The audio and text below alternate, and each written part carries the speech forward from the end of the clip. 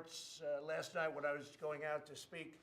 We had, by the way, a massive crowd, and my competitor had very few people, but the press didn't report it that way. The press reported it like 2 speeches. We had a competitor that decided to challenge me with the crowds, and he failed very badly. From what I hear, he had less than 1,000 people, and we had a packed arena, and we had probably 25,000 people outside of the arena. It was an incredible night in Texas, I can tell you that. It was really amazing. But as I'm going on stage to speak, they're telling me about the committee came out with a deal. And, you know, they went over it very briefly. Then I went over it briefly last night, but it was 3 o'clock in the morning. And I can't say I'm happy. I can't say I'm thrilled. But the wall's getting built, regardless. Doesn't matter, because we're doing other things beyond what we're talking about here. So we'll see what happens. We're having a meeting on it later. It's really obstruction. The Democrats want everybody to be able to come into our country. We have many criminals. When you look at the numbers of criminals that are nabbed, I mean, I'm looking at numbers that are incredible. This card was just given to me by Secretary Nielsen. And assaults, 99,000 assaults. Larceny, 40,000. Burglary, 25,000. Fraudulent activities, 25,000. Damage and stolen property, 17,000. Sex offenses, 13,552. Sexual assaults, 10,468. That's sexual assaults on people that live in our country by people that are coming illegally across our borders. In many cases, people that have come before I became president. What happens is we are working very hard. We're getting rid of tremendous numbers of MS-13. And the Democrats don't like us to get rid of MS-13. Now, you figure that one out. These are violent people, and they don't like us to get rid of MS-13. So robberies, 11,177. Kidnappings, 4,112. Murders, 3,914. Okay? So these are people that ICE is dealing with, and nobody can deal with them more effectively. There's probably no group in this country that does so much, and it's really so little respect or love as ICE. It's really a terrible thing. They're doing an incredible job. One other thing I might want to say is that anti-Semitism has no place in the United States Congress. And Congresswoman Omar is terrible, what she said. And I think she should either resign from Congress, or she should certainly resign from the House Foreign Affairs Committee. What she said is so deep-seated in her heart that her lame apology, and that's what it was lame, and she didn't mean a word of it, was just not appropriate. I think she should resign from Congress, frankly. But at a minimum, she shouldn't be on committees, or certainly that committee. And with that, we're going to have a meeting. Our cabinet is doing really well. I tell you, we're doing great. Our country is doing great. Stock market's up tremendously today. Of course, I haven't seen it in 15 minutes, so, you know, anything's Larry Kudlow, anything is subject to change. Huh? But so far, so good. And we're hitting new records with growth. We're hitting new records with the economy. We've hit many new records on unemployment. More people working today in the United States than at any time in the history of our country. We're getting very close to 160 million people. And we've never had anything like that, which tells you that we have to have people come into our country. Great people from the areas that we're talking about. But we want them to be productive, and we want people that are going to love our country and help our country. So I want to thank our cabinet. The cabinet's doing a fantastic job, really unsung job, because members of this cabinet, there are those people that say this is one of the best cabinets this country has ever had. I happen to agree. I happen to agree. We have great, great people in our cabinet, and I want to thank you all very much for doing a fantastic job. Thank you very much. And Matt, I guess maybe at some point there'll be a vote, and maybe at some point you won't be doing what you're doing. Come here. I think you've taken a tremendous amount of abuse.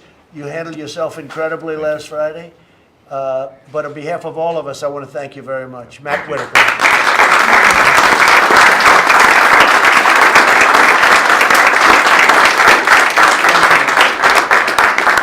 It's heartfelt, too, believe me. Okay, thank you all very much. Sir, will you sign Congress's border deal? I have to study it. I'm not happy about it. It's not doing the trick, but I'm adding things to it. And when you add whatever I have to add, it's all going to happen where we're going to build a beautiful, big, strong wall that's not going to let criminals and traffickers and drug dealers and drugs into our country. It's very simple. It's very simple.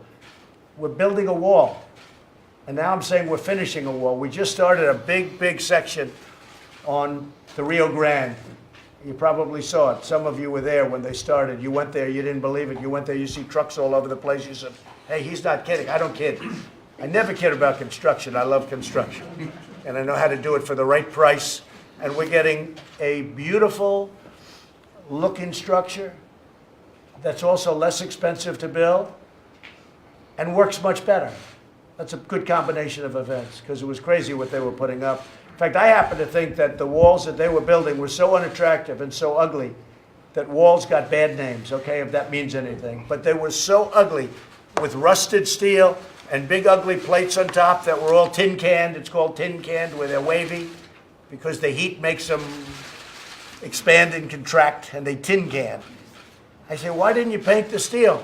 Well, sir, we saved money by not painting. And I said, yeah, but it's going to rust. You have to paint. I've ordered a lot of steel. I've never seen in my whole life steel come to me that was unpainted. This can only happen at the border. It wasn't me. It was our past geniuses. So I can tell you that, am I happy at first glance? I just got to see it. The answer is no, I'm not. I'm not happy. But am I happy with where we're going? I'm thrilled, because we're supplementing things and moving things around, and we're doing things that are fantastic and taking from far less important areas. And the bottom line is we're building a lot of wall. Right now we're building a lot of wall. And you think it's easy? We're building in the face of tremendous obstruction and tremendous opposition from a small group of people.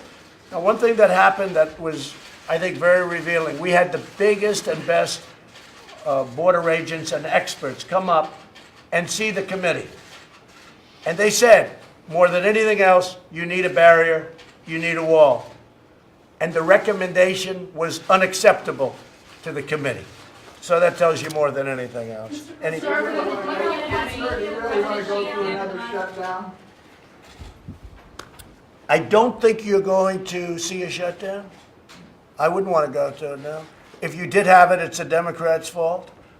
And I accepted the first one, and I'm proud of what we've accomplished, because people learned during that shutdown all about the problems coming in from the southern border. I've always accepted it. But this one, I would never accept if it happens, but I don't think it's going to happen. But this would be totally on the Democrats. Okay? So, Mr. President, are you saying that you may amend and send back the proposed compromise, or that you may grudgingly accept it and then move forward? It's always nice to negotiate a little bit, right? So, whatever you get. But I would hope that there won't be a shutdown. I am extremely unhappy with what the Democrats have given us. It's sad. It's sad. They're doing the country no favor. They are hurting our country very badly. But we certainly don't want to see a shutdown. But you'll be hearing fairly soon. The bottom line is on the wall, we're building the wall, and we're using other methods other than this. And in addition to this, we have a lot of things going. We have a lot of money in this country. And we're using some of that money, a small percentage of that money, to build the wall, which we desperately need. Not at this moment. We have our people over there now. I just got a report. Things are going well with China. China wants to make a deal very badly.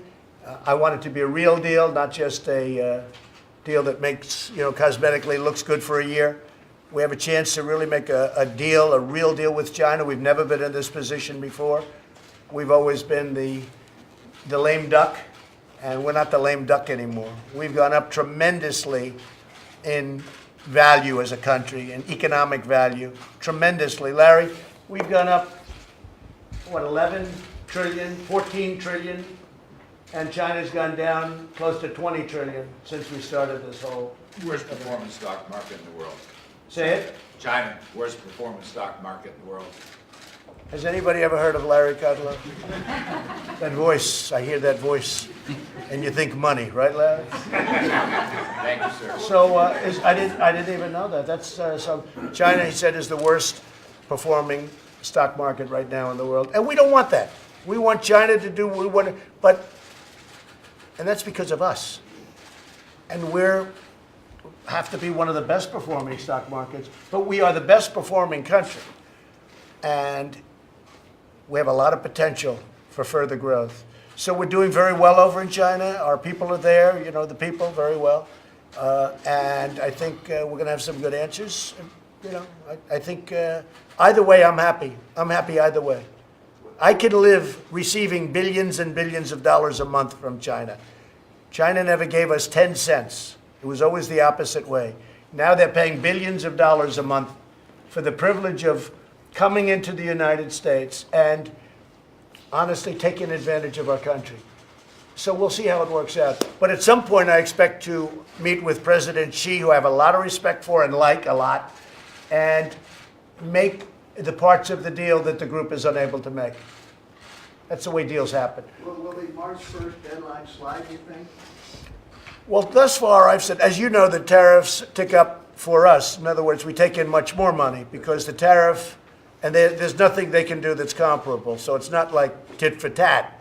The tariffs kick in, they go up. Right now, they're paying 25% on $50 billion, okay? And they're paying 10% on $200 billion. So we have $250 billion. We have $267 billion that we were very nice about and we're not taxing. On the $200 billion, we're paying the 10%. The 10% or $200 billion goes up to 25% on March 1st. And so far, I've said don't do that. Now, if we're close to a deal where we think we can make a real deal and it's going to get done, I could see myself letting that slide for a little while. But generally speaking, I'm not inclined to do that. Okay? Sir, were you President, aware, where sir, do were you you stand aware? on declaring Congress national sent you a deal that emergency you overall? disagree with. Would you consider declaring a national emergency to